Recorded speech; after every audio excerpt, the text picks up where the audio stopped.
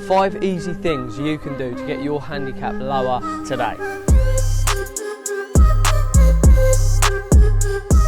Welcome back to the channel. Doing something a little bit different here today. I'm here at Whitehill. Just a little while ago we did a video basically giving you 5 tips to sort of cut your handicap down, focused on short game, various things. You all seem to really like it, so we are actually going to do another one. I'm, like I said before, not a pro, nothing like it, but in the 2 years I've been playing golf, I'm just about single figures now, and I've picked up quite a few things that I think could help you and any other average golfer get their handicap down.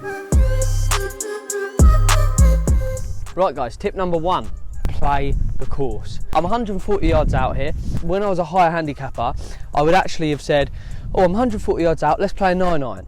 The thing is, I'm not considering anything there, and there are many variables I think that actually count towards what shot you're going to play. So we're actually down the hill probably about 10 yards, downwind as well, probably about 15 yards there overall, wind and downhill. So that actually takes it down from a 140 shot to a 125 shot. 125 yards, which is a different club. You know, it's dead long. There's actually hazard down there.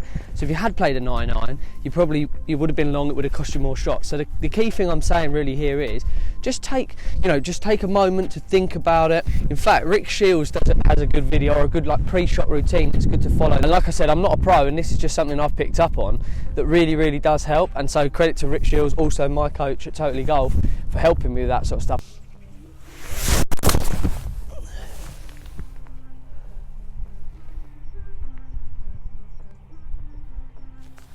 Yeah, so I've missed it ever so slightly right. I mean, it's just caught the edge of the green, but it's basically pin high.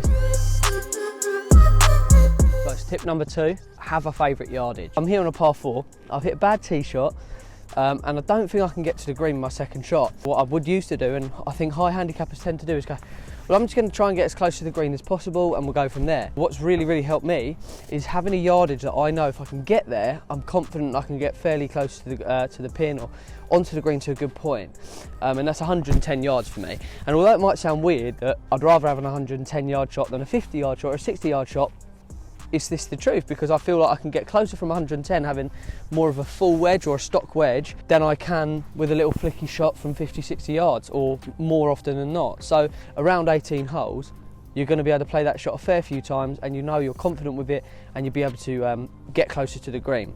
Yeah, like I say, pick a yardage that helps you or that you feel confident with, and just really commit to the shot, and you should be absolutely fine once you get used to that yardage. So I've got 110 yards here, and I just want to play my 52 degree and hopefully get it onto the green.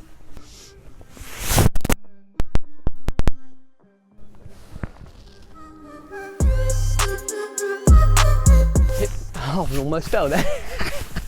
Right guys, tip number 3. I'm here on a par 4, and the reason I say that is because you'd think, or a lot of high handicappers, including myself when I was there, would say, right, par 4, get the driver out, get the big dog out, and just tank one down there.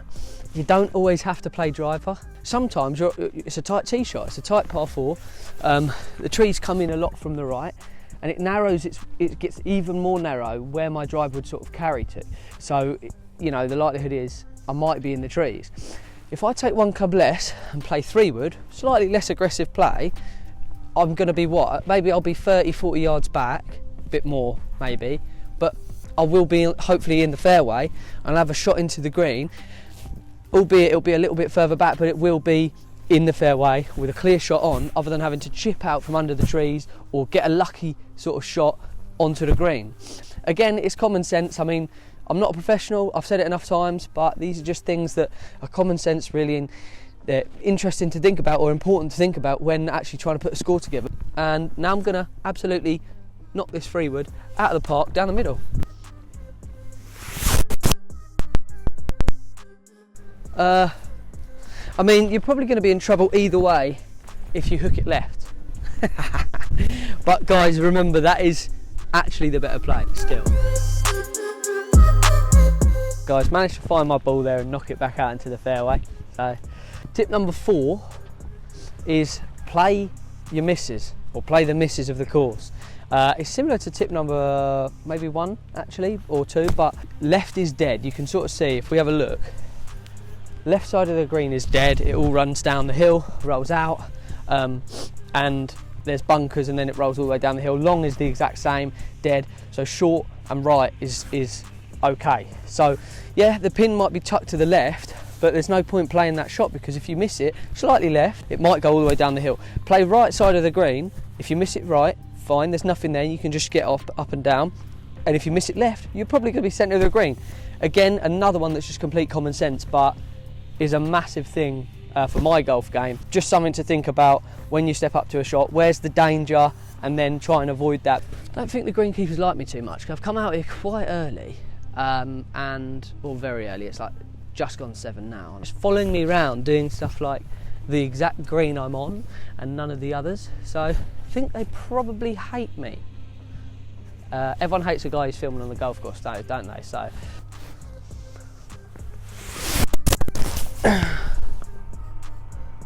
awful shot, really bad, but this gives you a good idea of what I'm talking about, and this is why I say I'm not a pro, but it helps me.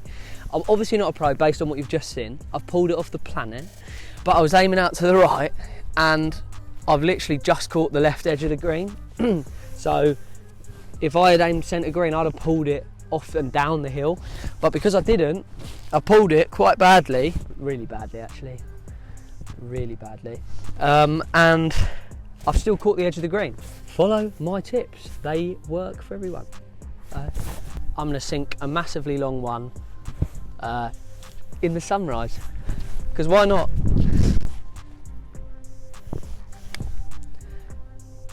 Didn't even break the right way. Oh no, can I two-putt? Can I two-putt? Yes I can, yes I can.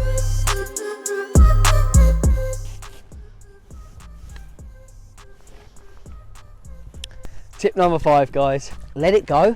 I'm still practicing this myself, and it's something that's so hard, one of the hardest things in golf. If you miss a whatever that was, 2-footer, something like that, just let it go. Or you hit a bad shot, you hit a shank, you hit whatever, just let it go. If you can walk away from that shot and not let it affect you, honestly speaking, that is going to save you so many strokes, because the amount of times that I've been on a good score and I miss a putt like that, and I walk off, I'm annoyed at the hole, take it onto the next tee box, bang, block it right, then don't hit the green, then make another bogey, and so on, is honestly ridiculous. Say to yourself, and I know there's loads of things out there, and it's pretty much common sense, I'm just going to walk away, and that's done, it's done there, and it is done there, and you step over a line, and it's finished, then you're honestly onto something. This isn't necessarily a proper tip in terms of I've got a technique for you, but if you can find something that works for you in order to stop letting things carry on over to the next hole and the next hole and the next hole, you're going to save so many strokes. I'm on the 9th hole here, and I'm just going to explain what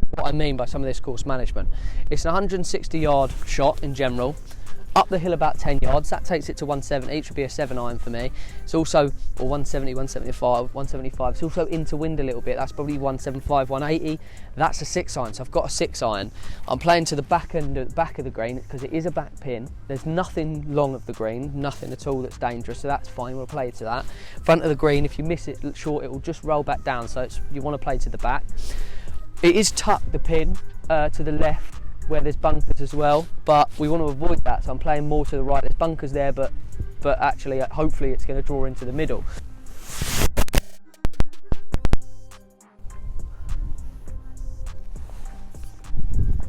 It's not so great, but yeah, I pulled it. you say all this stuff, and it is good, and that is what you need to do per each shot, but you're not always going to execute it as you wanted. It's buried beneath the leaves. I am pin high, which is good because it means the distance works club wise, because I'm the right sort of, I'm past the bunkers beyond that, and although I pulled it, that's okay because the other stuff was good. Here's what it is, get over the little mound, and hopefully we can get up and down for a par. Yeah, that's good, it's not bad at all. That's right in the heart, that, right in the heart. Get in. So guys, that is 5 tips on how to sort of think about your game and cut shots on your handicap now, like immediately, like tomorrow. Like I said, I'm not a pro, and you've seen that today based on some of the shots that I've played. Subscribe if you are new. I'm looking to do as much content as I can. if you guys want to see anything, me do anything, go and play certain courses. I want to do some club reviews from maybe a more average golf or a single figure handicap golfer's perspective. I want to do matches. I want to do all sorts of things. Loads of content coming to the channel, so subscribe if you are new. And yeah, guys, I'll catch you in the next one.